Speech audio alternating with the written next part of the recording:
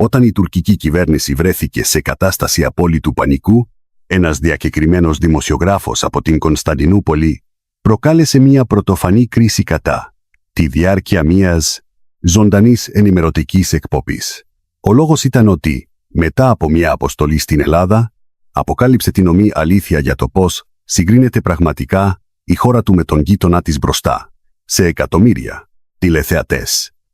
Η μετάδοση προκάλεσε την άμεση οργή της κοινής γνώμης στην Τουρκία, το υλικό διαδόθηκε αστραπιά παντού και η πολιτική ηγεσία αναγκάστηκε να παρέμβει εσπευσμένα για να διαχειριστεί την ανεξέλεκτη κατάσταση. Τι είδε λοιπόν αυτός ο δημοσιογράφος στην Ελλάδα, τι είπε που τους άφησε όλους άναυδους? Με λένε Μέρτ.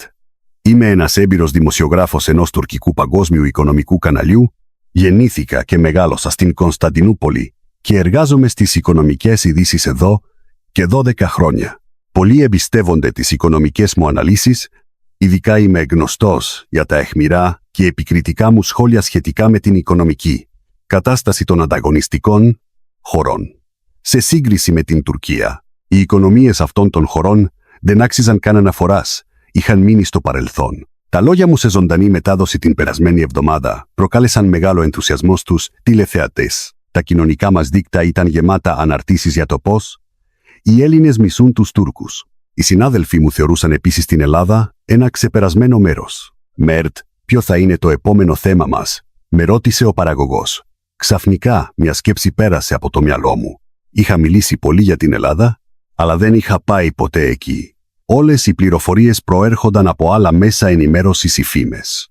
Ήθελα να κάνω ένα ειδικό ρεπορτάζ για την Ελλάδα, να πάω εκεί και να πάρω συνεντεύξεις ο ίδιος. Ο παραγωγός άνοιξε διάπλατα τα μάτια του. Είναι τώρα η κατάλληλη στιγμή για ένα ειδικό ρεπορτάζ για την Ελλάδα? Θέλω να δω με τα μάτια μου πόσο πίσω μένει η οικονομία της Ελλάδας από την τουρκική. Αλλά βαθιά μέσα μου είχα μια άλλη σκέψη. Ποια είναι η Ελλάδα στην πραγματικότητα? Αυτή η περιέργεια γεννήθηκε μέσα μου. Την επόμενη μέρα στο δωμάτιο του μοντάζ με πλησίασε ο Κενάν, ο νεότερος συνάδελφός μου. Μέρτ, το ταξίδι στην Ελλάδα είναι εντάξει. Άκουσα ότι τελευταία οι Έλληνες δεν συμπαθούν πολύ τους Τούρκους. Μην ανησυχείς, είμαι δημοσιογράφος. Το να βλέπω με τα μάτια μου και να αξιολογώ ο ίδιος είναι η δουλειά μου. Και έτσι, εγκρίθηκε ένα πρόγραμμα 10 ημερών για επαγγελματικό ταξίδι στην Ελλάδα. Ο προορισμός ήταν η Αθήνα. Σχεδίαζα να διεισδύσω στην καρδιά της χώρας που κάποτε ονομαζόταν ένας από τους οικονομικούς τίγρεις της Μεσογείου. Μία μέρα πριν φύγω, δημοσίευσα στα τουρκικά κοινωνικά δίκτυα μία ανάρτηση ότι επρόκειτο να δω το αληθινό πρόσωπο της Ελλάδας και ζήτησα από όλους να παρακολουθούν τις ειδήσεις. Πολλοί θαυμαστές άφησαν ενθαρρυντικά σχόλια. Ταυτόχρονα υπήρχαν και απόψεις όπως «Βοήθησέ μας να ξεσκεπάσουμε την καθυστέρηση της Ελλάδας». Καθώς έκλεινα τα εισιτήρια, το ξενοδοχείο και σχεδίαζα τις συνεντεύξεις, βαθιά μέσα μου παρέμενε ένα ερώτημα, αυτά που έλεγα μέχρι τώρα ήταν αλήθεια, αλλά γρήγορα απέβαλα αυτή τη σκέψη. Η τουρκική οικονομία είχε ξεπεράσει κατά πολύ την ελληνική. Αυτό είναι ένα γεγονός που όλοι γνώριζαν. Ετοιμάζοντας τη βαλίτσα μου, σκέφτηκα ότι αυτό το ταξίδι θα αποτελούσε σημαντικό ορόσημο στην καριέρα μου. Θα γινόμουν ο πρώτος Τούρκος δημοσιογράφος που θα αποκάλυπτε την αλήθεια για αυτή τη χώρα. Ετοίμασα τα πάντα και κατευθύνθηκα προς το διεθνές αεροδρόμιο της Κωνσταντινούπολης. Εκείνη τη στιγμή δεν ήξερα ακόμα πόσο σοκαριστικό θα αποδεικνύονταν αυτό το ταξίδι και ποτέ δεν φανταζόμουν ότι αυτή η επίσκεψη στην Ελλάδα θα γινόταν το σημείο καμπής στη ζωή μου. Από τη στιγμή που το αεροπλάνο προσγειώθηκε στο αεροδρόμιο Ελευθέριος Βενιζέλος, όλα αποδείχθηκαν πολύ διαφορετικά από τι περίμενα. Μόλις βγήκα από το αεροπλάνο και μπήκα στον τερματικό σταθμό των επιβατών, εντυπωσιάστηκα από την καθαριότητα και το αποτελεσματικό σύστημα.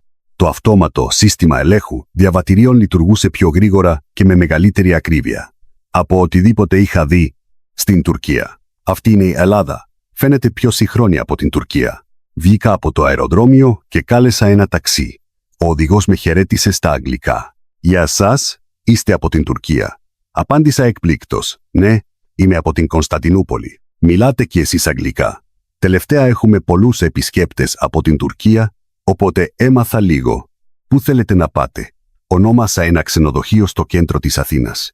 Καθώς το ταξί κινούνταν στον αυτοκινητόδρομο, παρατηρούσα προσεκτικά το τοπίο έξω από το παράθυρο. Καθαροί δρόμοι, εύρυθμη κυκλοφορία και, το πιο σημαντικό, ένας εντυπωσιακά καθαρός ουρανός.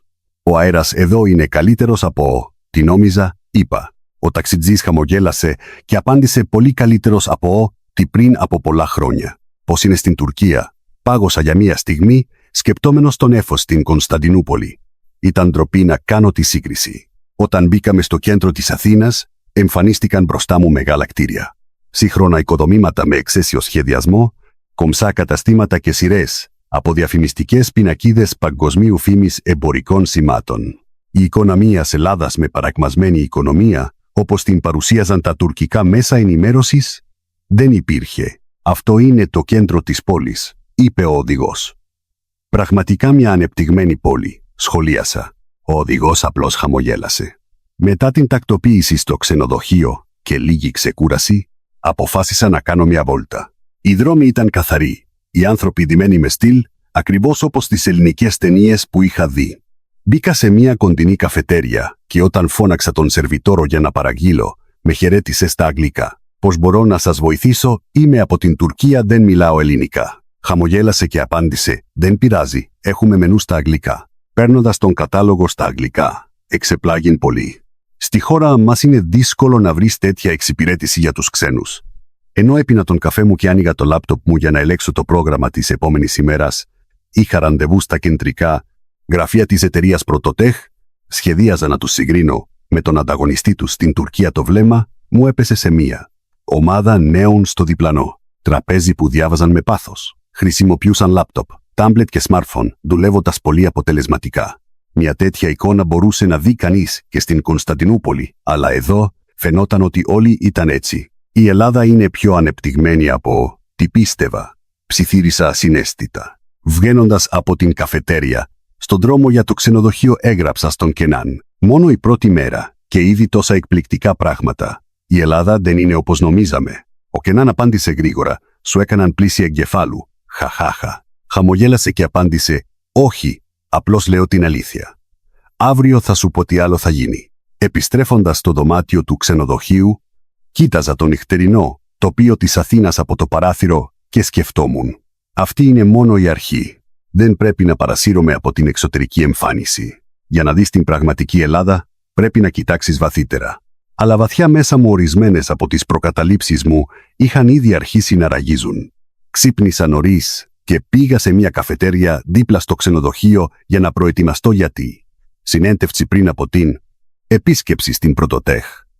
Η καφετέρια ήταν καθαρή με μοντέρνο εσωτερικό. Κάθισα, άνοιξα το λάπτοπ και είπα έναν Αμερικάνο. Μίας και ήμουν στην Ελλάδα, ήθελα να δοκιμάσω να μιλήσω ελληνικά. Ο σερβιτόρος με ένα λαπερό χαμόγελο έγνεψε και έφερε τον καφέ στο τραπέζι μου, λέγοντας στα αγγλικά, «Ορίστε ο καφές σας». Αν και η προφορά του ήταν λίγο αισθητή, η προσπάθειά του με εντυπωσίασε. «Ευχαριστώ», απάντησα στα αγγλικά. Εκείνος χαμογέλασε χαρούμενα.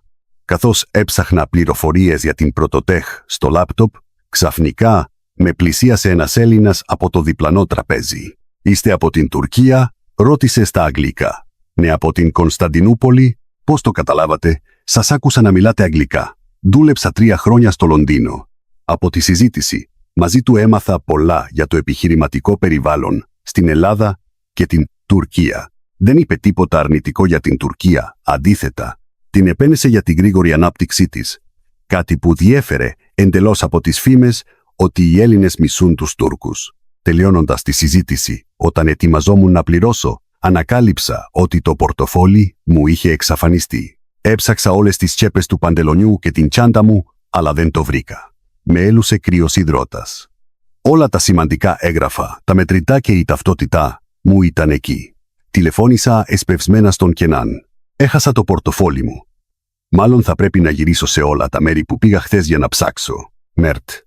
Τώρα πια δεν θα το βρεις. Άκουσα ότι και στην Ελλάδα υπάρχουν πολλοί πορτοφολάδες. Τα λόγια του Κενάν με αναστάτωσαν ακόμα περισσότερο. Όταν ήμουν έτοιμος να τα παρατήσω και να γυρίσω πίσω, με φώναξε ο σερβιτόρος της καφετέριας. «Κύριε, ξεχάσατε το πορτοφόλι σας». Γύρισα και είδα τον ίδιο σερβιτόρο να τρέχει προς το μέρος μου κρατώντας το πορτοφόλι μου. Απίστευτο. Άνοιξα το πορτοφόλι, τα έγγραφα και τα μετρητά ήταν στη θέση τους. «Σας ευχαριστώ πάρα πολύ». που το βρήκατε ήταν πάνω στον νηπτήρα στην τουαλέτα. Ευτυχώς θυμόμουν το πρόσωπο σας και σας βρήκα. Το χαμόγελό του με έκανε να νιώσω ειλικρινή καλοσύνη. Ήθελα να του δώσω φιλοδόρημα ως ένδειξη ευγνωμοσύνης, αλλά εκείνος κούνησε το κεφάλι του. Όλα είναι εντάξει, αυτή είναι η δουλειά μου. Εκείνη τη στιγμή δεν μπορούσα παρά να αναρωτηθώ αν κάτι τέτοιο θα μπορούσε να συμβεί στην Τουρκία. Ειλικρινά, αν έχανα το πορτοφόλι μου στην Κωνσταντινούπολη, ποιες θα ήταν οι πιθανότητες να το βρω? Ας είμαστε ειλικρινείς, πολύ χαμηλές. Στο ταξί, πηγαίνοντας προς τα κεντρικά γραφεία της Πρωτοτέχ, τηλεφώνησα ξανά στον Κενάν. Βρήκα το πορτοφόλι. Ο σερβιτόρος το επέστρεψε. Αλήθεια, είσαι πολύ τυχερός. Δεν είναι τύχη, είναι η εντιμότητα των ανθρώπων εδώ. Τώρα οι αντιλήψεις μου για την Ελλάδα έχουν αλλάξει ριζικά. Ο Κενάν έμεινε για μια στιγμή σιωπηλός και μετά είπε: «Μη βιάζεσαι να βγάλεις συμπεράσματα. Ένας δημοσιογράφος πρέπει να είναι αντικειμενικός, φυσικά. Αλλά αντικειμενικότητα σημαίνει να βλέπεις την αλήθεια όπως είναι. Σκέψου, ήταν οι αντιλήψεις μας για την Ελλάδα μέχρι τώρα αντικειμενικές». Το ταξί σταμάτησε μπροστά στα κεντρικά της Πρωτοτέχ. Στάθηκα μπροστά στο μεγαλοπρεπές κτίριο, σκεπτόμενος. Τι θα ανακαλύψω εδώ? Μπήκα στη ρεσεψιόν την προγραμματισμένη ώρα για τη συνάντηση με την ομάδα δημοσίων σχέσεων της Πρωτοτέχ. Ο υπάλληλος με χαιρέτησε φιλικά. Πρόφερε το όνομά μου με ακριβή προφορά. Αν και ήταν μια λεπτομέρεια, αυτή η προετοιμασία με εντυπωσίασε. «Καλώς ήρθατε, Μέρτ. Πριν ξεκινήσουμε την ξενάγηση, έχουμε κάποιες διαδικασίες ασφαλείας. Παρακαλούμε για τη συνεργασία σας». Έλαβα ένα φυλάδιο στα αγγλικά και πέρασα από τον έλεγχο ασφαλείας, μετά από τον οποίο κατευθύνθηκα στις κρίσιμες ζώνες της Πρωτοτέχ. Οι τεχνολογίες και τα συστήματα που είδα εδώ ήταν πολύ πιο προηγμένα από τι φανταζόμουν. Μέσα μου άρχισα να παραδέχομαι ότι η Τουρκία θα χρειαζόταν ακόμα πολύ χρόνο για να τους φτάσει. Αυτό έγινε το σημείο εκκίνησης από το οποίο οι προκαταλήψεις μου άρχισαν να καταρρέουν. Μετά την ξενάγηση στην Πρωτοτέχ πήγα σε μια καφετέρια στις όχθες του Κηφισού, άνοιξα το λάπτοπ για να συνοψίσω τη σημερινή συνέντευξη. Το γεγονός ότι είδα σύγχρονες τεχνολογίες και το ερευνητικό κέντρο της Πρωτοτέχ με εξέπληξε. Διέφερε εντελώς από την εικόνα της Ελλάδας που έχει χάσει την ανταγωνιστικότητά της, όπως την παρουσίαζαν τα τουρκικά μέσα ενημέρωσης. Πώς να γράψω αυτό το άρθρο? Καθόμουν πίνοντας το ποτό μου δίπλα στο παράθυρο και κοιτούσα το ποτάμι. Το ηλιοβασίλεμα που καθρεφτιζόταν στο νερό ήταν υπέροχο. Ήθελα να βγάλω μία φωτογραφία, έψαξα στην τσέπη μου, αλλά η φωτογραφική μηχανή έλειπε. Ανάθεμα, που είναι η μηχανή? Έψαξα πάνω μου, την τσάντα και γύρω μου, αλλά δεν τη βρήκα. Ξαφνικά θυμήθηκα το ταξί που πήρα το πρωί. Μάλλον είχε πέσει εκεί. Το να χάσεις τη φωτογραφική μηχανή στην Ελλάδα είναι το τέλος. Αν έχανες τη μηχανή στην Τουρκία, στις περισσότερες περιπτώσεις δεν θα τη έβρισκες, ειδικά αν την έχανες σε ταξί. Παρόλα αυτά, πήγα με μία μικρή ελπίδα σε ένα αστυνομικό τμήμα. Όταν μπήκα, ένας νεαρός αστυνομικός με χαιρέτησε στα αγγλικά. «Πώς μπορώ να σας βοηθήσω? Έχασα τη φωτογραφική μου μηχανή σε ένα ταξί. Είμαι Τούρκος, δεν ξέρω τι να κάνω». Ο αστυνομικός χαμογέλασε ευγενικά. «Μην ανησυχείτε. Αφήστε με να προσπαθήσω να επικοινωνήσω με τις εταιρείες ταξί. Μπορείτε να μου πείτε από πού ξεκινήσατε, πού πήγατε και τι ώρα?» Με βάση τις πληροφορίες που έδωσα, ο αστυνομικός τηλεφώνησε σε αρκετά κέντρα ταξί. Σε λιγότερο από 10 λεπτά χαμογέλασε και έγνεψε. «Καλά νέα. Βρέθηκε. Ο οδηγός κράτησε τη μηχανή σας. Έρχεται τώρα μπροστά εδώ». «Αλήθεια? Κατευθείαν εδώ?» «Ναι, σε περίπου 30 λεπτά». Απίστευτο. Κάτι τέτοιο ήταν αδύνατο στην Τουρκία. Ο αστυνομικός μου έφτιαξε τσάι και μου ζήτησε να περιμένω. Ακριβώς μετά από 25 λεπτά, ο ταξιτζής έφτασε στο τμήμα. Μου έδωσε τη μηχανή και είπε ότι είχε πέσει ανάμεσα στα καθίσματα. Ευτυχώς την βρήκε νωρίς. Ήθελα να του δώσω χρήματα για ευχαριστώ, αλλά ο οδηγός αρνήθηκε. «Όλα είναι εντάξει. Απλώς έκανα αυτό που έπρεπε». Ο αστυνομικός χαμογέλασε επίσης και είπε: «Στην Ελλάδα είναι φυσιολογικό να επιστρέφεις κάτι που βρήκες στην αστυνομία ή στον ιδιοκτήτη». «Πώς είναι δυνατόν?» ψιθύρισα ασυναίσθητα. Βγαίνοντας από το αστυνομικό τμήμα, τηλεφώνησα στον Κενάν. Ξαναβρήκα το χαμένο αντικείμενο. Αυτή τη φορά τη φωτογραφική μηχανή. «Είσαι πραγματικά τυχερός. Δεν είναι τύχη, είναι το σύστημα και η εντιμότητα των ανθρώπων εδώ. Έρχομαι αντιμέτωπος με απίστευτα πράγματα. Την επόμενη μέρα επισκέφτηκα αρκετές νεοφυείς επιχειρήσεις. Ο εκπρόσωπος μιας εταιρείας μίλησε για την εμπειρία κατάκτησης της παγκόσμιας αγοράς σε μόλις 1 χρόνο. Αν και η Ελλάδα είναι μια μικρή χώρα, σκεφτόμαστε παγκόσμια, ο στόχος μας είναι η διεθνής σκηνή. Δεν ανταγωνιζόμαστε στο μέγεθος, αλλά στην τεχνολογία και τη δημιουργικότητα. Εντυπωσιάστηκα από την αυτοπεποίθησή του. Στην Τουρκία συχνά σκεφτόμαστε μόνο την εσωτερική αγορά, αλλά αυτοί οι άνθρωποι στόχευσαν από την αρχή στην παγκόσμια αγορά. Μια άλλη νεοφυής επιχείρηση, που ξεκίνησε με μόνο 2 άτομα, τώρα έχει φτάσει τους 100 υπαλλήλους. Ο εκπρόσωπος είπε: «Δεν φοβόμαστε την αποτυχία. Το να αποτυχάνεις γρήγορα και να μαθαίνεις γρήγορα είναι το πιο σημαντικό». Αυτή η στάση φαινόταν να είναι το μυστικό της ευελιξίας και της γρήγορης προσαρμοστικότητας της Ελλάδας. Αν και πέρασαν οικονομικές κρίσεις, επέστρεφαν πάντα πιο δυνατοί.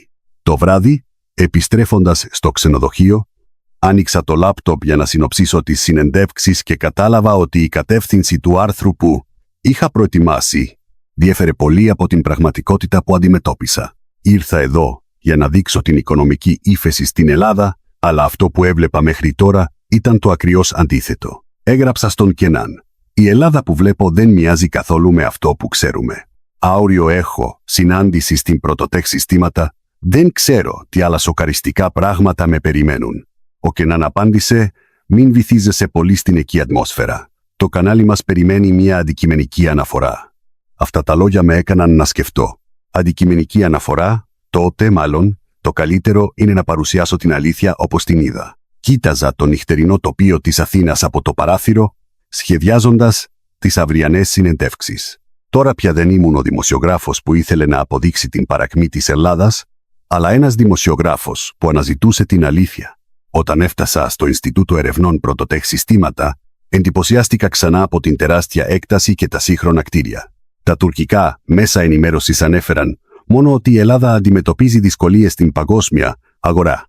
Ο Ανδρέας, ένα υψηλόβαθμο στέλεχος, με υποδέχθηκε θερμά. «Καλώς ήρθατε, Μέρτ.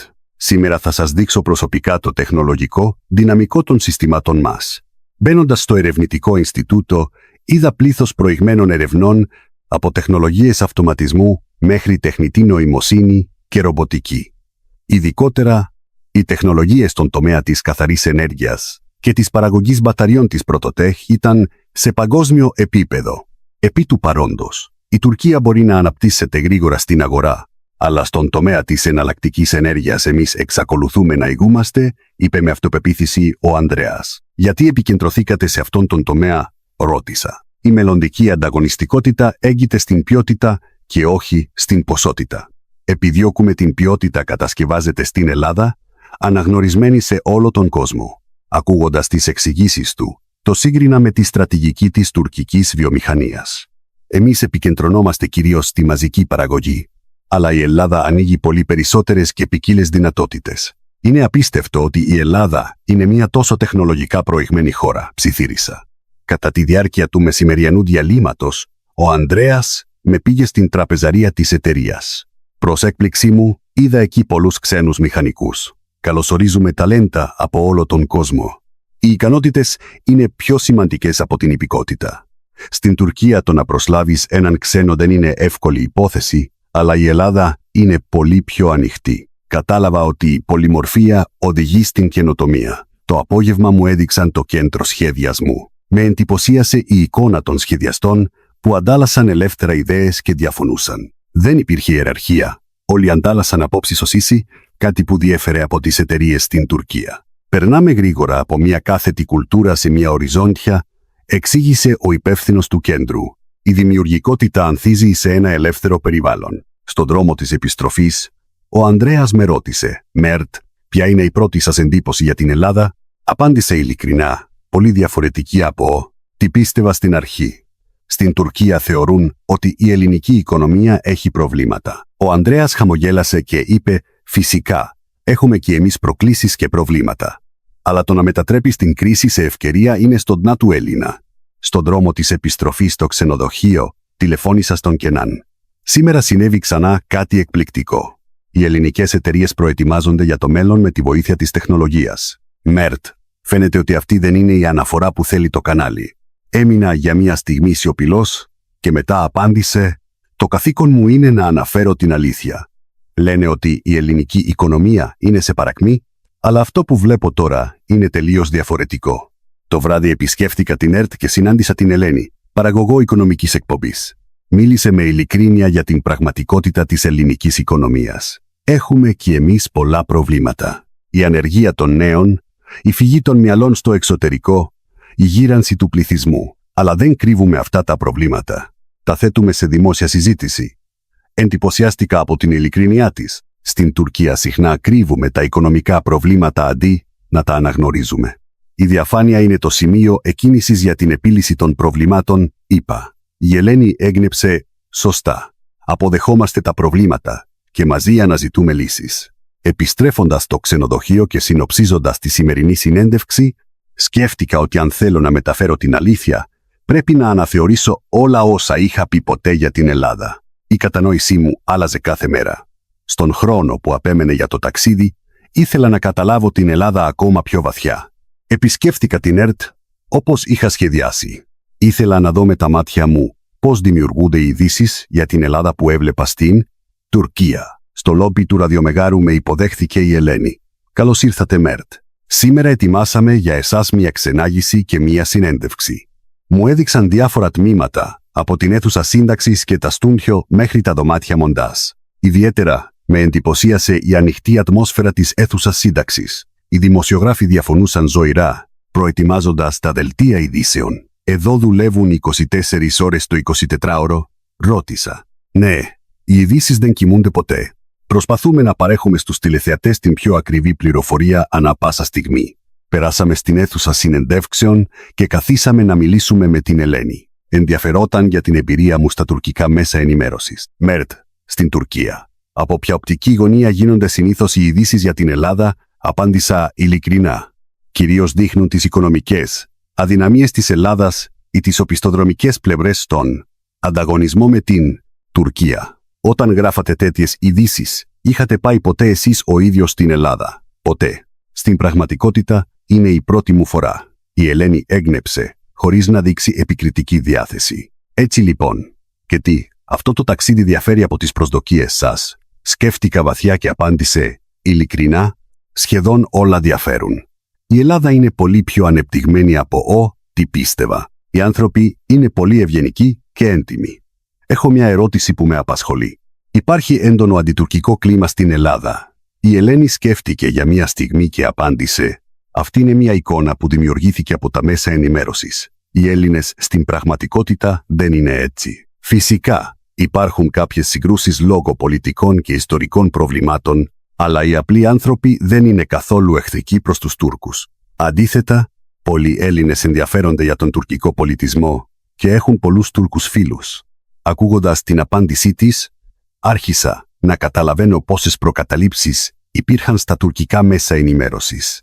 Τονίζαμε τις συγκρούσεις και τις αρνητικές πλευρές για να προσελκύσουμε τηλεθέαση. «Μεταδίδουμε την αλήθεια?» αναρωτήθηκα. Στη συνέχεια η Ελένη οργάνωσε για μένα μία συζήτηση με διεθνείς δημοσιογράφους του καναλιού. Παρουσίασαν ισορροπημένες απόψεις για τις σχέσεις μεταξύ Ελλάδας και Τουρκίας. Μερικές φορές, «Και εμείς κάνουμε ειδήσεις για την Τουρκία με προκατάληψη», παραδέχθηκε ένας δημοσιογράφος. «Αλλά τελευταία προσπαθούμε να καταλάβουμε ο ένας τον άλλον βαθύτερα».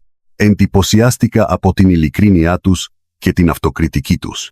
Ως διεθνής δημοσιογράφος, ένιωσα ότι και εγώ έπρεπε να αναθεωρήσω τις απόψεις μου.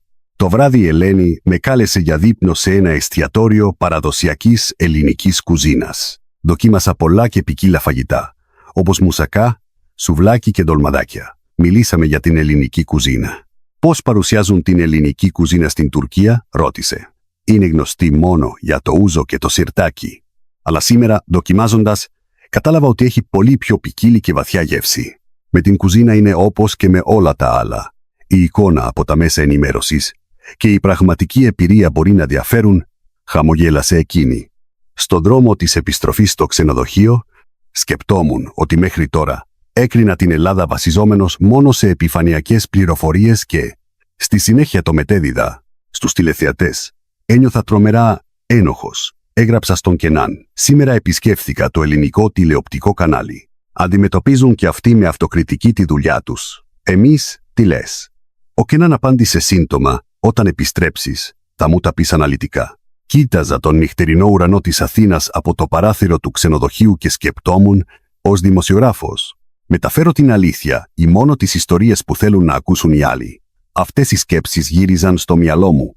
Καθώς το ταξίδι πλησίαζε στο τέλος του, ένιωθα ότι έπρεπε να φέρω μαζί μου κάτι περισσότερο από ένα απλό ρεπορτάζ.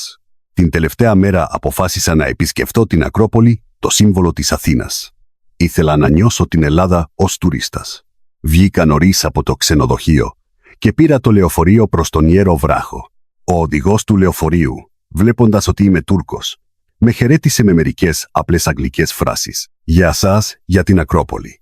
«Ναι, μιλάτε κι εσείς αγγλικά?» «Λίγο. Έρχονται πολλοί Τούρκοι τουρίστες, οπότε έμαθα». Μέσα στο λεωφορείο θάμαζα το πανόραμα της Αθήνας. Τα ψηλά κτίρια και τα αρχαία μνημεία ενώνονταν, δημιουργώντας μια εντυπωσιακή εικόνα.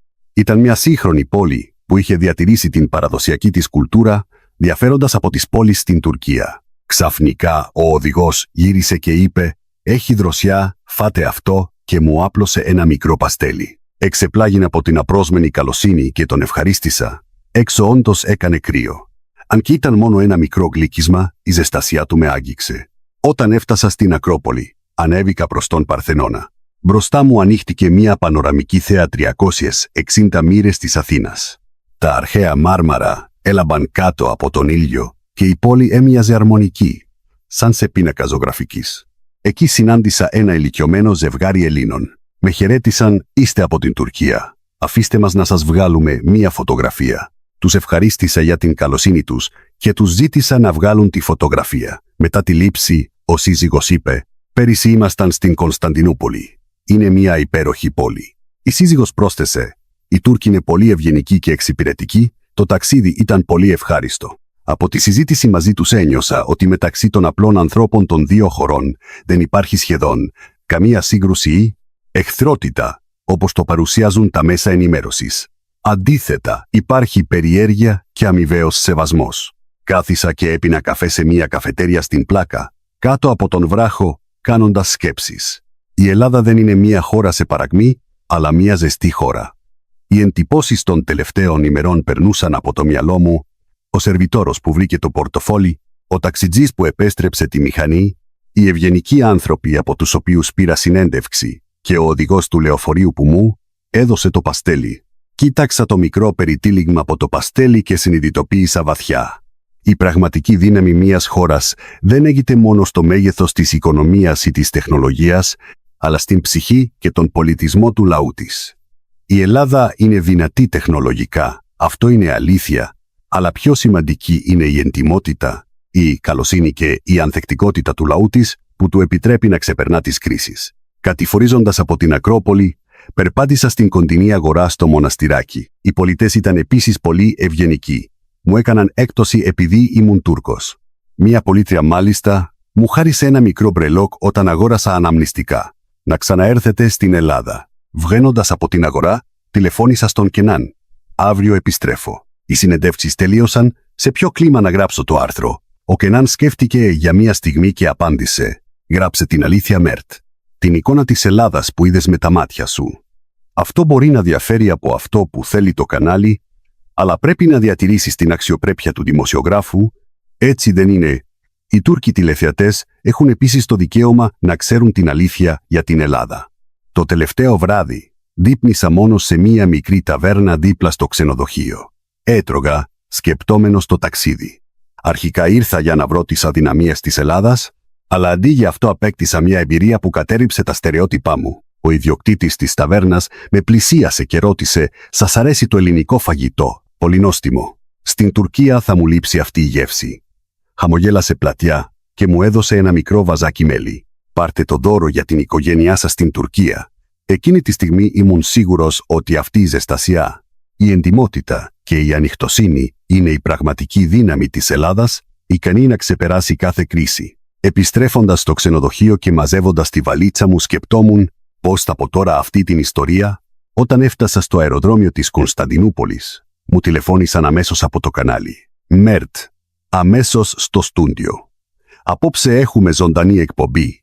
Πρέπει να συμμετάσχεις. Τώρα αμέσως δεν έχω καν σενάριο. Δεν πειράζει, απλώς πες τις εντυπώσεις σου από την Ελλάδα. Οι τηλεθεατές περιμένουν. Πήγα μεταξύ στο κανάλι με βαριά καρδιά. Η ανησυχία για το πώς θα παρουσιάσω το υλικό μεγάλωνε. Αν πω την αλήθεια, πολλοί θα δυσαρεστηθούν. Αν επιμείνω στην παλιά οπτική γωνία, η συνείδησή μου δεν θα το επιτρέψει. Όταν έφτασα, ο Κενάν με περίμενε στο λόμπι. Μέρτ, επιτέλους ήρθε η ώρα για το ειδικό ρεπορτάζ για την Ελλάδα. Όλοι περιμένουν με αγωνία, η τηλεθέαση σίγουρα θα χτυπήσει κόκκινο. Κενάν, τι θα γίνει αν πω την αλήθεια? Έμεινε για μία στιγμή σιωπηλός και μετά απάντησε προσεκτικά. Εσύ αποφασίζεις. Αλλά οι τηλεθεατές θέλουν να ακούσουν για τις αδυναμίες της Ελλάδας. Ετοιμάστηκα στο καμαρίνι και μπήκα στο στούντιο. Το κόκκινο φως άναψε, η ζωντανή μετάδοση άρχισε. Γεια σας, αγαπητοί τηλεθεατές. Σήμερα έχουμε έναν ιδιαίτερο καλεσμένο, τον Μέρτ, τον δημοσιογράφο μας που μόλις επέστρεψε από μια ειδική αποστολή στην Ελλάδα. Μέρτ, πώς είναι η κατάσταση εκεί? Πήρα μια βαθιά ανάσα και απάντησε. Η Ελλάδα που είδα δεν μοιάζει καθόλου με αυτό που ξέρουμε. Στο στούντιο επικράτησε σιωπή. Πιστεύουμε ότι η ελληνική οικονομία είναι σε παρακμή, αλλά οι εταιρείες που επισκέφθηκα διαθέτουν τεχνολογίες παγκόσμιας κλάσης. Η Πρωτοτέχ εξακολουθεί να ηγείται στην καινοτομία και υπάρχουν πολλές νεοφυείς επιχειρήσεις που στοχεύουν στην παγκόσμια αγορά. Ο παρουσιαστής φαινόταν μπερδεμένος και παρενέβη, αλλά τα στατιστικά στοιχεία δείχνουν ότι η οικονομική ανάπτυξη της Ελλάδας επιβραδύνθηκε τα τελευταία χρόνια. Κάθε χώρα αντιμετωπίζει οικονομικές προκλήσεις, αλλά η ισχυρή πλευρά της Ελλάδας είναι η ευελιξία στο να μετατρέπει την κρίση σε ευκαιρία. Δεν κρύβουν τα προβλήματα, αλλά τα θέτουν σε δημόσια συζήτηση για να βρουν λύση. Το πρόσωπο του παρουσιαστή πάγωσε, γιατί αυτό δεν ήταν αυτό που περίμενε, και τι γίνεται με τα αντιτουρκικά συναισθήματα των Ελλήνων. Τα νιώσατε έντονα? Σε αυτή την ερώτηση απάντησα χωρίς δισταγμό, σε αντίθεση με όσα ξέρουμε. Οι περισσότεροι Έλληνες που συνάντησα ήταν ευγενικοί και έντιμοι. Όταν έχασα το πορτοφόλι και τη φωτογραφική μου μηχανή, μου τα επέστρεψαν όλα άθικτα. Και υπήρχαν πολλοί άνθρωποι που μου έδειξαν μικρές κινήσεις φροντίδας. Κατά τη διάρκεια της εκπομπής, στα κοινωνικά δίκτυα έπεσαν βροχή τα σχόλια. Στον Μέρτ έκαναν πλήση εγκεφάλου οι Έλληνες. Μάλλον πήρε χρήματα από την Ελλάδα. Αλλά εγώ συνέχισα να μιλάω. Συχνά κοιτάμε τις άλλες χώρες μέσα από το πρίσμα των στερεοτύπων που επιβάλλουν τα μέσα ενημέρωσης. Και εγώ ήμουν έτσι. Αλλά όταν τα βίωσα όλα ο ίδιος, η αλήθεια αποδείχθηκε τελείως διαφορετική. Η Ελλάδα είναι ο ανταγωνιστής μας, αλλά ταυτόχρονα είναι μια χώρα από την οποία μπορούμε να μάθουμε πολλά. Ο παραγωγός έκανε σήμα. Τελευταία πρόταση. Την αλήθεια μπορείς να τη μάθεις μόνο βλέποντας τα πάντα με τα δικά σου μάτια. Αγαπητοί τηλεθεατές, όταν ακούτε ιστορίες για άλλες χώρες, παρακαλώ προσπαθήστε να τις εξετάσετε από διαφορετικές οπτικές γωνίες. Η εκπομπή τελείωσε. Βγήκα από το στούντιο. Με πλησίασε ο εξοργισμένος παραγωγός. Μέρ, τι έκανες στο καλό? Δεν ήταν αυτό που θέλαμε. Απάντησε ήρεμα, απλώς είπα την αλήθεια ως δημοσιογράφος, αυτό που είδα και βίωσα. Επιστρέφοντας στο γραφείο και μαζεύοντας τα πράγματά μου, με πλησίασε διακριτικά ο Κενάν. Ήσουν υπέροχος. Θα ήθελα κι εγώ να έχω τέτοιο θάρρος. Χαμογέλασε και απάντησε, δεν είναι θάρρος, είναι ευθύνη. Ως δημοσιογράφοι, οφείλουμε να μεταφέρουμε την αλήθεια.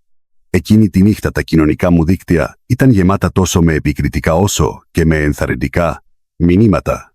Αλλά η ψυχή μου ήταν ήρεμη. Για πρώτη φορά μετά από πολύ καιρό, ένιωσα ότι πραγματικά εκπλήρωσα το καθήκον μου ως δημοσιογράφος. Στον δρόμο για το σπίτι έβγαλα το παστέλι που πήρα στην Ελλάδα και το έφαγα. Η γλυκιά γεύση μου θύμισε τη θέα της Αθήνας από την Ακρόπολη. Η Ελλάδα δεν είναι μία χώρα σε παρακμή, αλλά μία ζεστή χώρα. Μετά από αυτή την εμπειρία, αποφάσισα να γίνω καλύτερος δημοσιογράφος, καλύτερος άνθρωπος. Από εδώ και στο εξής, σε όποια χώρα και αν πάω, όποιον και αν συναντήσω, δεν θα κρίνω βιαστικά μέχρι να δω και να βιώσω τα πάντα ο ίδιος. Μετά από αυτό, άρχισα να κάνω μία σειρά από βαθιά ρεπορτάζ για διάφορες χώρες και πολιτισμούς. Το πρώτο επεισόδιο για την Ελλάδα μπορεί να προκάλεσε αντιπαραθέσεις, αλλά με τον καιρό πολλοί τηλεθεατές άρχισαν να αποδέχονται νέες οπτικές γωνίες. Η μεταφορά της αλήθειας και όχι αυτού που θέλουν να ακούσουν οι άλλοι είναι η πραγματική αποστολή ενός δημοσιογράφου. Το συνειδητοποίησα ξανά μετά το ταξίδι μου στην Ελλάδα. Τώρα, Κάθε πρωί που μπαίνω στο γραφείο, κοιτάζω το μπρελόκ που πήρα στην Ελλάδα. Δεν είναι απλώς ένα συνηθισμένο αναμνηστικό, αλλά ένας θησαυρός που μου θυμίζει πάντα την ανάγκη να λέω την αλήθεια. Αυτό το ταξίδι μου έμαθε ότι η γέφυρα της κατανόησης χτίζεται μόνο με ειλικρίνεια και ότι η αληθινή ελπίδα γεννιέται όταν τολμάμε να σπάσουμε τα δεσμά των στερεοτύπων. Αν σας άγγιξε αυτή η ιστορία για τη δύναμη της αλήθειας, κάντε like. Εγγραφείτε στο κανάλι μας για περισσότερα ρεπορτάζ που αλλάζουν τον κόσμο και μοιραστείτε τις δικές σας εμπειρίες στα σχόλια παρακάτω.